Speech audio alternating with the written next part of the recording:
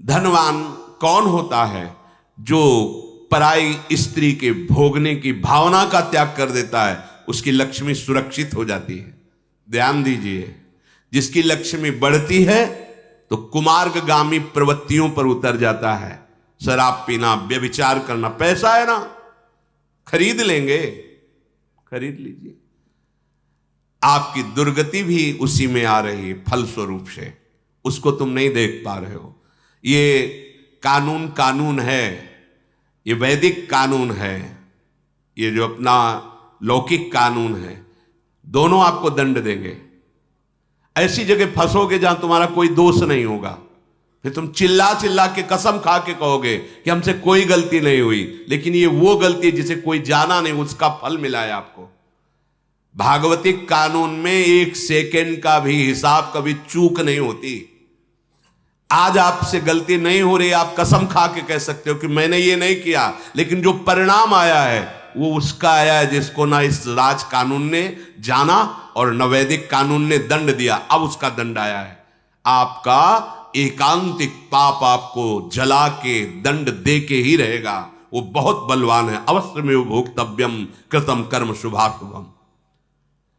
जो काम भावना से दूसरी माताओं बहनों की तरफ भोग दृष्टि से देखता है, वो अर्थवान भी हो, धनी भी हो गया हो पुण्य बल से, तो उसका पतन हो जाएगा, वो दुर्गति को प्राप्त होगा।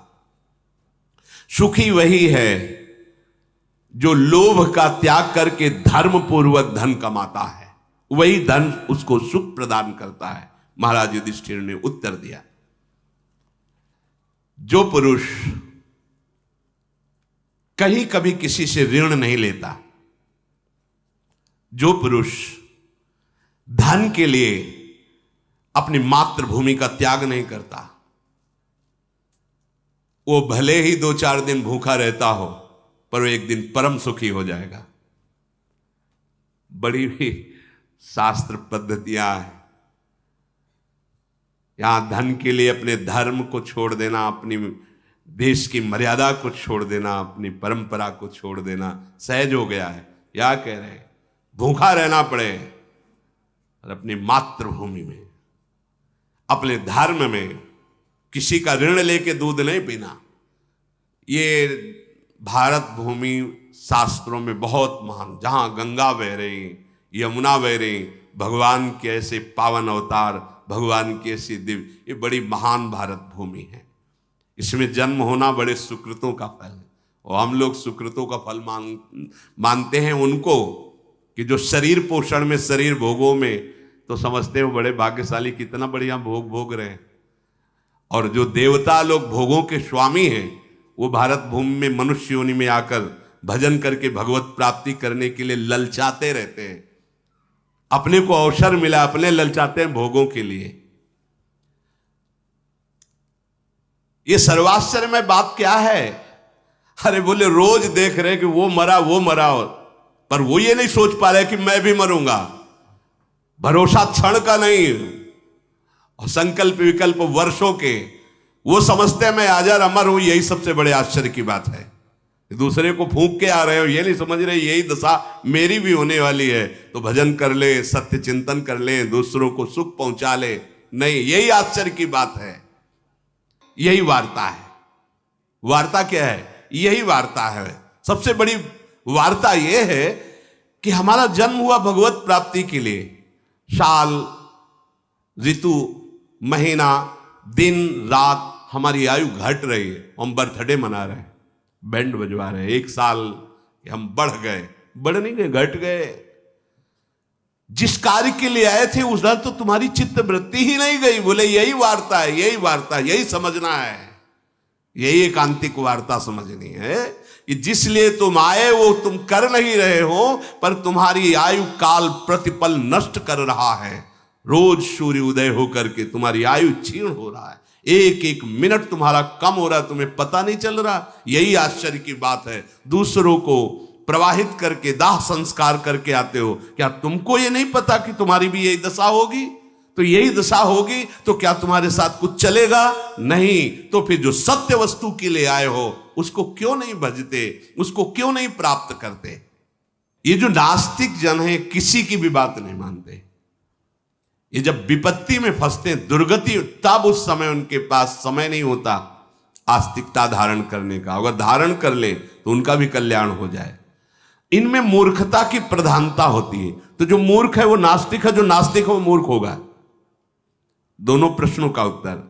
नास्तिक कहा कस्य उच्यते को मूर्खा, तो युधिष्ठिर जी ने कहा जो नास्तिक है वो मूर्ख है, जो मूर्ख है वो नास्तिक है। जन्म मरण संसार का कारण यही नास्तिकता, मूर्खता है। और काम जो हृदय की वासना है भोगने की, उसी का नाम काम है। और जो किसी की बढ़ोतरी देखकर जलता है, उसी का नाम मत्सरता है। अक्षयो नरकः केनो प्राप्तये भरतर्षभ एतन में पृच्छतः प्रश्नम तत्शीघ्रम वक्त मरहसी। तुरंत उत्तर दीजिए, अक्षय नरक किसको प्राप्त होता है? अक्षय माने कभी समाप्त न होने में, बहुत काल तक नरक भोग किसको मिलता है? शीघ्र उत्तर दीजिए। ब्राह्मणम स्वयमाहूयो याचमानम मकिंचनम पश्चान्नास्ति यो ब्रूयात स्वक्षयम नरकम ब्रजेत। जो ब्रह्म ऋषि हैं, अकिंचन भक्तजन हैं, उनको जो कष्ट देता है, उनसे जो द्रोह करता है, और उनको जो ये कह के कि मैं आपको ये दूंगा और फिर नहीं देता है, उसे सो अक्षयम नरकम ब्रजेत, वो बहुत काल तक नरक की प्राप्ति करता है। जो वेदज्ञ हैं, धर्मशास्त्र के ज्ञाता हैं, ब्रह्म ऋषि हैं, जो दैवी शक्ति से संपन्न हैं, उन पर जो मिथ्या बुद्धि का आरोप करता है वो अक्षय नरक को प्राप्त होता है। जिनके पास धन है और लोभवश वो प्राप्त सेवा का त्याग कर देते हैं। प्राप्त सेवा, देखा कोई तड़प रहा है, आवश्यकता है कि जो हमारे पास है उसको लगाकर इसको सुखी करें। जो मांगने वाले को ना, इस पे ध्यान देना है। कई बार इस पर चर्चा हुई है। अतिथि धर्म गृहस्थ का सबसे बड़ा धर्म है। उसमें होता है जो तुम्हारे दरवाजे आ गया है, कोई परिचय नहीं जानते आप, उसे अतिथि, बिना किसी तिथि तारीख के। जो तिथि तारीख दे करके आते हैं उनको अभ्यागत कहते हैं। जो बिना किसी परिचय के, बिना किसी तिथि तारीख के अचानक आ जाते हैं, जिनसे कोई परिचय, उसे अतिथि कहते हैं। उसे भगवत स्वरूप माना गया। अतिथि देवो भव। अब क्या करें? वो आए तो सबसे पहला काम आपका होना चाहिए, दरवाजा बंद है बंद रखिए। कलयुग का विधान, बंद है बंद रखिए। हाँ, राधे श्याम, राधे, जो भी भगवान ना, कैसे आगमन हुआ? नहीं, हम कुछ मांगने आए हैं आपसे। जल पिएंगे आप? नहीं नहीं। भोजन पाएंगे आप? नहीं। हमें यज्ञ करना है, अमुक रुपया चाहिए। सामर्थ्य नहीं हमारी। प्रणाम, हो गया। कोई अपराध नहीं लगेगा आपको। समझ रहे ना? आपने वचन का आदर दिया, आपने उनको जल भोजन के लिए पूछा, इसके बाद की जो वार्ता है उस पे आप पूर्ण स्वतंत्र हैं हां और ना कहने में। आपको लग रहा है कि दे देना चाहिए, दे दीजिए। आपको लग रहा है कि नहीं देना चाहिए, मत दीजिए। बस इतना तो दे सकते हैं ना। बैठिए, जल पीजिए, भोजन पा लीजिए। आपको लगता है कि हमारे हृदयस्थ गुरु ऐसा प्रेरित कर रहे हैं कि अंदर आना ठीक नहीं है, बिल्कुल कोई जरूरत नहीं। गेट पर आए हुए तो दरवाजे के अंदर से ही आप बात कर लीजिए। नहीं, हमारी सामर्थ्य नहीं, राधे राधे, खत्म। कोई अपराध नहीं। ऐसा नहीं कि वो जो सत्य पे चलता है वो कभी ऐसा कह ही नहीं सकता कि नहीं दोगे तो हम ऐसा कर देंगे। ऐसा वो कह ही नहीं सकता। जो सत्य पे चलता है, सही पूछो, उसको ऐसे करने की जरूरत ही नहीं होती। सत्य उसका पोषण स्वयं करता है। धर्मो रक्षति रक्षिता। पर आपका धर्म अतिथि धर्म है। अगर कभी ऐसा है तो ये तीन बातें सबको देनी चाहिए। प्रिभाषण, भले वो पापात्मा है, भले वो कपटी है, लेकिन आपके पास अतिथि रूप में आया है। राधे राधे, बोलिए जी। पानी पिएंगे आप? भोजन पाएंगे आप? नहीं, बस फिर हमारी श्रद्धा इतनी है, हम आगे नहीं कर सकते। राधे श्याम। फिर दोबारा बोलने की भी जरूरत नहीं, आप चले जाएं, कोई परेशानी नहीं, पर इतना तो बोल देना मृदु भाषण, राधे राधे। ऐसे किसी को रुद्र दृष्टि से देखना, कटु वचन बोलना, फिर वो आपके पुण्य ले जाएगा जो बड़ी मेहनत से मिलता है। जो पुण्य सुकृत है, अतिथि अगर ऐसे विमुख उसको अपमानित करके भगा दिया जाए तो तुम्हारे पुण्य चले जाए। एक शब्द केवल मृदु बोल दीजिए, भगवान नाम उच्चारण कर दीजिए और मैं असमर्थ हूं, बस खत्म खेल बात। अगर आपको लगता है तो कीजिए, नहीं लगता है तो मत अंदर आने दीजिए, मत कुछ दीजिए, पर मृदु भाषण कर दीजिए। अगर वो कहते हैं हाँ मुझे भूख लगी, तो 4 रोटी की व्यवस्था करके उनको दे दीजिए। आप गृहस्थ हैं, बाहर से ही दे दीजिए, अंदर बुलाने की जरूरत नहीं है। प्रयत्न पूर्वक आचरण की सुरक्षा करनी चाहिए।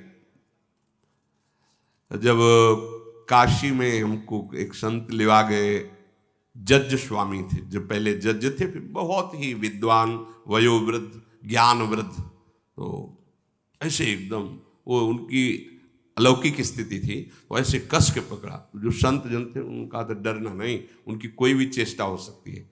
वो ऐसे पकड़ा, वो अंग्रेजी से कहा, वो मैं शब्द याद नहीं, उसका अर्थ ये है कि हमारे देश में चरित्र पूजा जाता है, तो गुड करेक्टर ऐसे है, हाँ ऐसे तो कहा गुड करेक्टर। और अंग्रेजी में कहा था जिसका चरित्र नष्ट हो गया वो पूरा नष्ट हो गया। वो अंग्रेजी में बताए थे, वो हिंदी में फिर संत भगवान हमें बताए थे, हमें ज़्यादा अंग्रेजी तो आती नहीं, तो बताया था कि चरित्र ही हमारे यहाँ पूजा जाता है, और जिसका चरित्र बिगड़ गया वो उसका जीवन नष्ट हो गया, जिसका चरित्र अच्छा वही अच्छा। आचरण देखो यहां भी कह रहे हैं, इसलिए आचरण, आपको शास्त्रों का ज्ञान है आप बहुत, लेकिन आपके आचरण ही नहीं, वो कोई आचरण की सुरक्षा करनी, अपने आचरण को संभालना चाहिए। विशेष रूप से दृष्टि आचरण पर रखनी चाहिए। जिसका आचरण सदाचार है वही ब्राह्मणत्व से युक्त हो जाता है। जिसका आचार नष्ट हो गया वो सर्व नष्ट हो गया। देखो अगला श्लोक बहुत, पाठकाश्चैव ये चान्य शास्त्र चिंतकाः सर्वे व्यसनो मूर्खा या क्रियावान स्वपंडितः चतुर्वेदोपि दुर्वृत्तः शास्त्रोद्रा दतिरिच्यते योगनिहोत्र परोदान्तः सब ब्राह्मणा इति स्मृतः। बहुत पढ़ने वाला है, बहुत पढ़ाने वाला, शास्त्रों का पूरा ज्ञान रखता है, पर आचरणहीन है, तो कह रहे वो मूर्ख है, उसमें ब्राह्मणत्व नहीं है, वो पंडित नहीं है। बड़ी खास बात है, बड़ी खास बात। आचरण, हमारे शास्त्र आचरण पे, आचरण ठीक है तो सब ठीक है, आचरण गया तो चाहे जो व्याख्या करते हो, चाहे जितना जैसा, तो काम की बात नहीं है। चतुर्वेदों पे दुर्वृत्तः, चारों वेदों का पढ़ा हुआ है, कंठस्थ चारों वेद, पर दुर्वृत्तः, जो उसकी वृत्ति है वो दुराचारी है, तो बोले वो अधमता में शूद्र से भी नीच है। जो शास्त्रोक्त आचरण का पालन करता है वही पंडित है, वही जितेंद्रिय है, उसी को कहा गया ब्राह्मणो इति स्मृतः, वही ब्राह्मण है। क्रोध करना ही सबसे बड़ा दुश्मन को पालना है। अपने हृदय में क्रोध को स्थान देना, अपना नाश करवा लेना है। क्रोध स्वयं की उपज नहीं है, ये काम की उपज है। अपनी मानी हुई मान्यता का जरा भी कहीं कोई हानि होते तो क्रोध आ जाता है। कामा संजायते क्रोधा, कामना की पूर्ति ना होने पर क्रोध का प्रादुर्भाव। आपको ऐसे चलना चाहिए, नहीं चल रहे तो गुस्सा आ जाएगी, क्रोध आ जाएगा, क्रोध नहीं आना चाहिए। क्रोध ही सबसे बड़ा मनुष्य का दुश्मन है। लोभो व्याधिरनंत कहा, धन का लोभ, भोगों का लोभ, वस्तुओं का लोभ, यही सबसे बड़ा रोग है, अनंत रोग है, मिटाना बहुत कठिन है। लोभ पास जेहि गल न बंधाया, सो नर तुम समान रघुराया।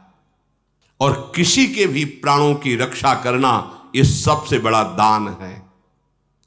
आप 10-5 हजार रुपए दान कर दिए और पशु पक्षियों को रांध करके खाते तो आपका दुर्गति होना निश्चित है। ये दानवान तुम्हें कुछ नहीं संभाल पाएगा। सबसे बड़ा दान दूसरों के प्राण रक्षा करना। जरूरत पड़े तो अपने प्राण बलिदान कर दे, दूसरे के प्राण बचा ले। किसी भी जीव की हत्या करना, आप क्या समझते हैं? अलग अलग शास्त्र विधान है कि आपका भोजन ये है। देखो अपने लिए कितने सुंदर 56 प्रकार के भोग बनते, 36 व्यंजन, कितने सुंदर सुंदर। आप पाइए, आपके लिए विधान किया गया है। लेकिन आप राक्षस तो है नहीं कि आप मांस खाएं, आप ये राक्षसी मदिरा पिए, व्यभिचार करें, ये आपके नहीं। आप मनुष्य हैं, आपके लिए व्यवस्था की गई है पाणी ग्रहण संस्कार। यदि तुम्हारे भाग्य में नहीं तो ब्रह्मचर्य का आश्रय लेकर तप पूर्वक जीवन व्यतीत कीजिए और भगवान को प्राप्त कीजिए। अगर गृहस्थ धर्म का सौभाग्य मिला है तो धर्म पूर्वक चलिए, एक पत्नी व्रत रखिए और भाव पूर्वक संतान उत्पन्न करके भगवत पूजा का भाव करते हुए आप गृहस्थ धर्म से भगवत प्राप्ति कीजिए। काह पंडिता, पंडित कौन है? पुमान गेयो नास्तिका कश्च उच्यते, को मूर्खः कश्च कामः स्यात् को मत्सर इति स्मृतः। हे युधिष्ठिर, पंडित किसको समझना चाहिए? नास्तिक किसे कहते हैं? मूर्ख कौन है? ये काम क्या है? और मत्सरता किसे कहते हैं?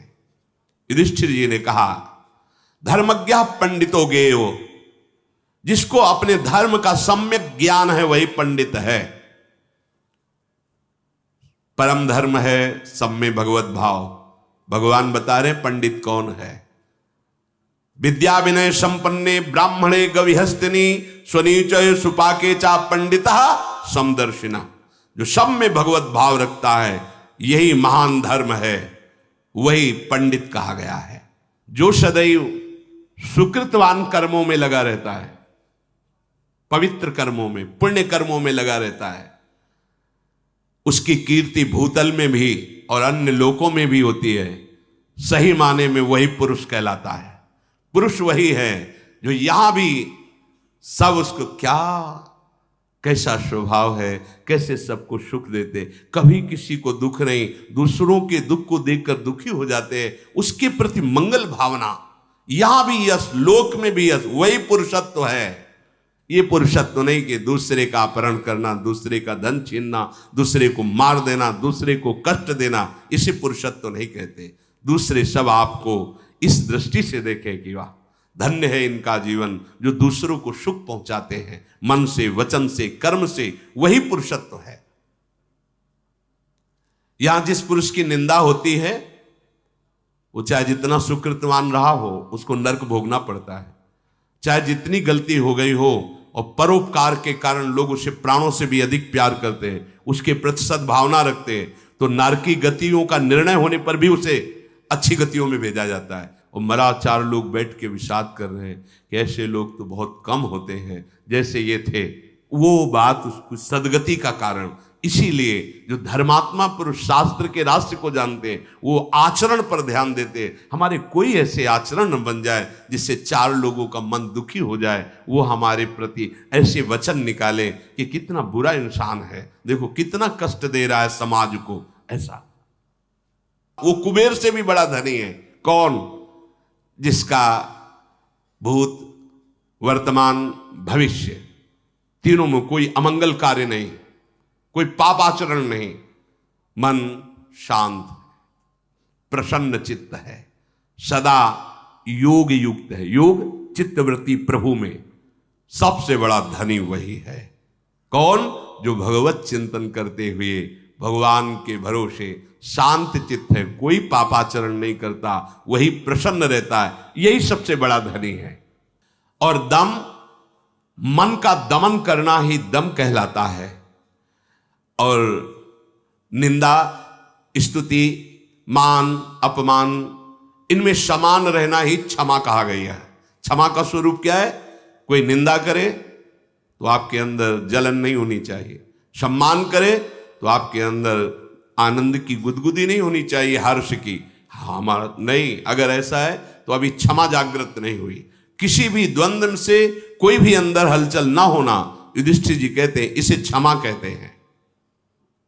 लज्जा, जो कार्य नहीं करना चाहिए उस कार्य को नहीं करना है, उसके सोचने में हमारा हृदय संकुचित हो जाए, उसे लज्जा कहते हैं। आज इसका पूर्ण रूप से नाश हो रहा है। लज्जा का तो नाश ही हो रहा है। जब अपने हृदय में धन का लोभ, भोगों का लोभ बढ़ जाता है तो सत मित्रों की सलाह कड़वी लगने लगती है। प्रश्न था कि सतमित्रों का त्याग किस लिए कर दिया जाता है, तो बोले जब अंदर हमारे लोभ प्रवृत्ति बढ़ती है, दूषित प्रवृत्ति बढ़ती है और सतमित्र कोई सलाह देता है तो शत्रु लगने लगता है, फिर उसका त्याग कर देते हैं। स्वर्ग में इसलिए नहीं जाते कि भोगाशक्ति के कारण उनका मन मलिन हो जाता है, इसलिए वो स्वर्ग में जाने की योग्यता खो देते हैं।